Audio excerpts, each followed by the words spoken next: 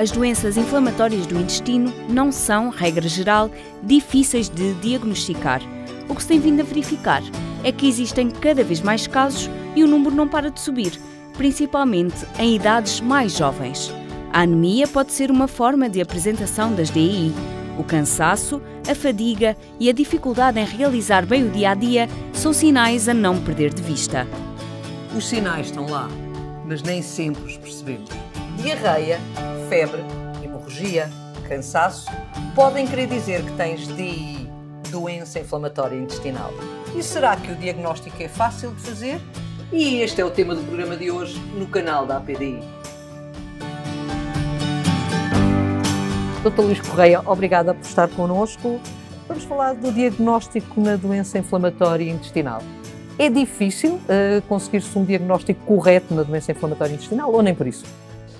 Não é difícil conseguir um diagnóstico correto na doença inflamatória intestinal. Algumas formas tornam-se mais difíceis de diagnosticar. Na sua forma mais clássicas de apresentação, as doenças não deveriam ter grandes problemas de diagnóstico. A olitocerose é uma doença com alguma monotonia, diarreia, perda de sangue.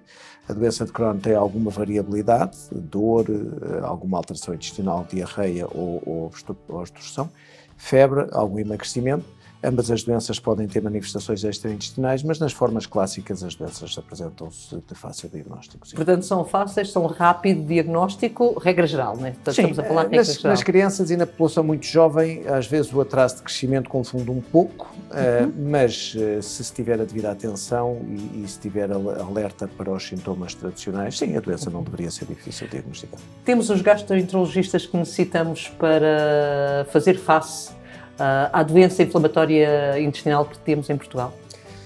É difícil dar uma resposta correta. Eu, a título de opinião, julgo que sim. Julgo que temos gastroenterologistas suficientes. Precisaremos talvez de uma melhor organização, de uma estrutura de abordagem, esta como de outras patologias, mas as patologias crónicas, nomeadamente estas doenças imunomediadas, que duram a vida inteira, precisam de um centro de referência e de uma organização que permita o devido encaminhamento dos doentes. Mas sim, existe uma comunidade de gastroenterologistas suficiente. Talvez às vezes a distribuição não seja mais fácil. Aí é que está, não é? Relativamente à referenciação, de onde é que os doentes são referenciados para o gastroenterologista? De onde é que lhes chegam?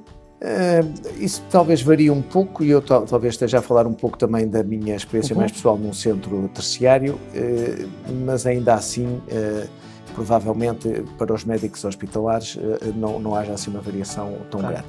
Há uma percentagem razoável de doentes vêm orientados a partir dos médicos de família, deveriam ser talvez um pouco mais.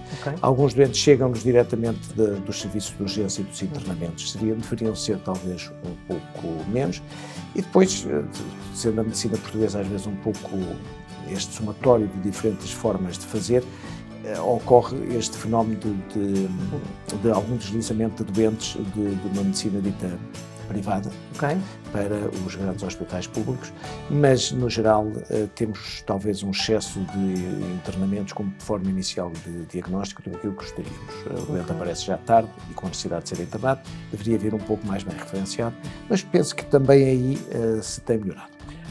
Relativamente às idades dos doentes que lhes chegam, estarei certo ou estarei errada se disser que cada vez estão a chegar mais novos?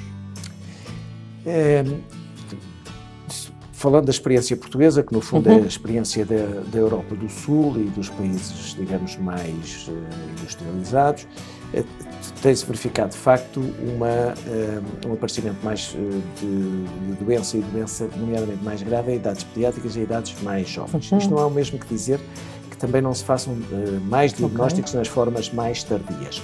Agora, aí, talvez, em relação ainda um pouco à forma da apresentação, esteja a fugir, a doença foge um bocadinho mais àquela idade tradicional entre os 20 e os 40, que são as idades tradicionais. Temos muita doença vinda da infância e da pediatria e começamos a ter doença de aparecimento tardio. Mas o núcleo geral dos doentes continua a haver na juventude e na idade média. Há alguma explicação científica para esta mudança de aparecer mais cedo nas idades pediátricas do que até aqui ou não? Há alguma explicação que vocês já tenham?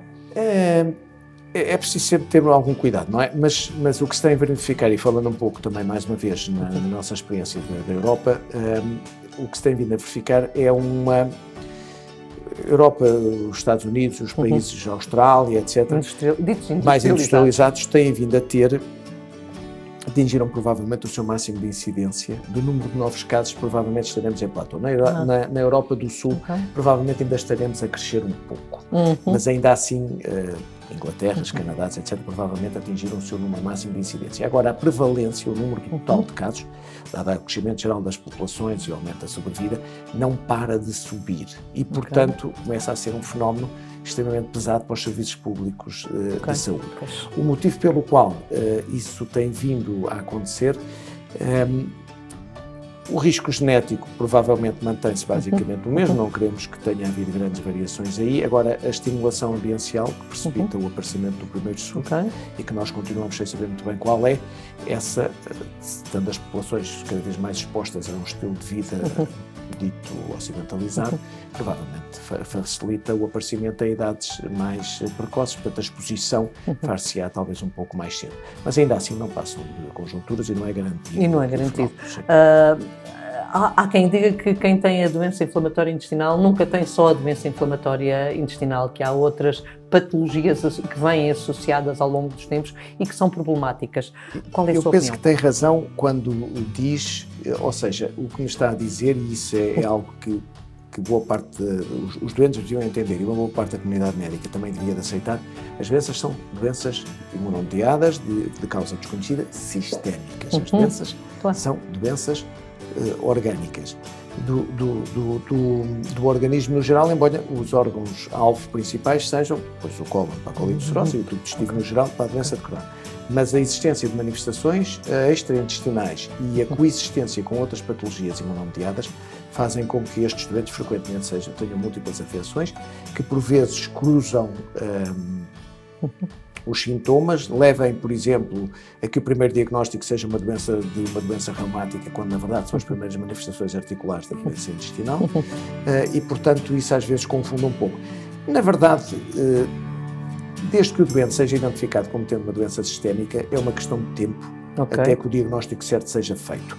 O deixar passar o conceito de doença sistémica, deixar passar a artralgia, deixar passar o vaíte, o desvalorizar a diarreia até que o emagrecimento se torna óbvio, isso é que talvez seja um pouco menos perdoável. Agora, se o doente começa pelo reumatologista, pelo oftalmologista, mais tarde ou mais cedo acabaremos a localizar os órgãos-alvos principais. Que será depois da doença intestinal. Não me falou da anemia. A anemia é também aqui um sinal a que se deve estar atento ou parece mais tarde? A anemia pode ser uma forma de apresentação das doenças inflamatórias intestinais. Existem outras doenças digestivas na qual a anemia é mais óbvia, mas sim, é uma forma de apresentação. O cansaço, a fadiga, a dificuldade em ter uma boa performance, em realizar bem o dia-a-dia, pode ser uma forma de apresentação e, por vezes, infelizmente, uma forma de persistência de sintomas, mesmo quando temos a doença muito mais bem controlada e quando a recebemos. Pode ser grave? É uma das causas mais importantes de perda de qualidade de vida, isso é óbvio. Dada se pode ser, sim, pode ser grave. O estado de anemia é um estado que se puxa pelo organismo em múltiplas circunstâncias.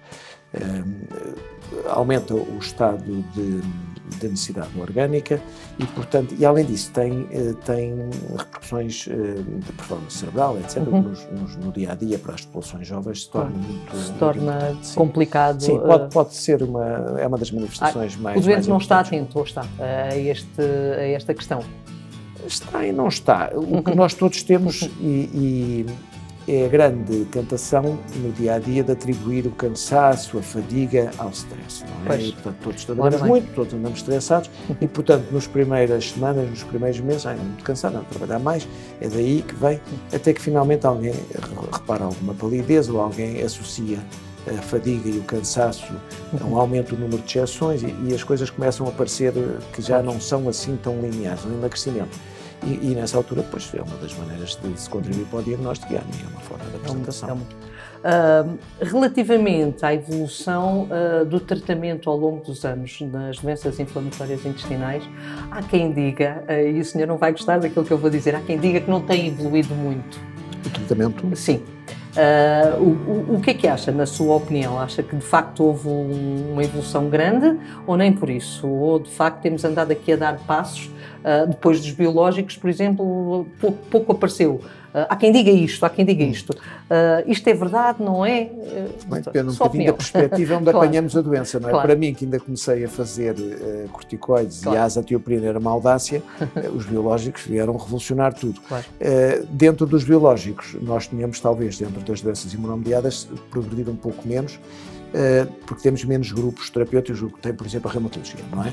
E é assim, talvez, um pouco por comparação. Agora, os últimos anos têm quase triplicaram em poucos anos o número de grupos terapêuticos para os biológicos e temos, isso é uma avenida de novas terapêuticas com as pequenas moléculas, com as moléculas orais e, portanto, eu julgo que os doentes e os médicos devemos estar contentes e esperançosos pelo que o futuro nos vai trazer. Os serviços de saúde e as despesas, isso é outra questão. É um doente caro. O doente com doença inflamatória intestinal é, para o Estado, um doente caro? O doente com doença inflamatória intestinal pode ser um doente caro para o Estado, necessariamente vai custar financiamento, isso é inegável. Agora, se o doente for devidamente orientado, for induzida a remissão e essa remissão for mantida, se pensarmos nos custos mais gerais de que o doente em remissão vai reduzir absentismo, vai tornar-se mais produtivo, no conto geral, não tem tanta necessidade de ser tão caro como provavelmente será ainda hoje.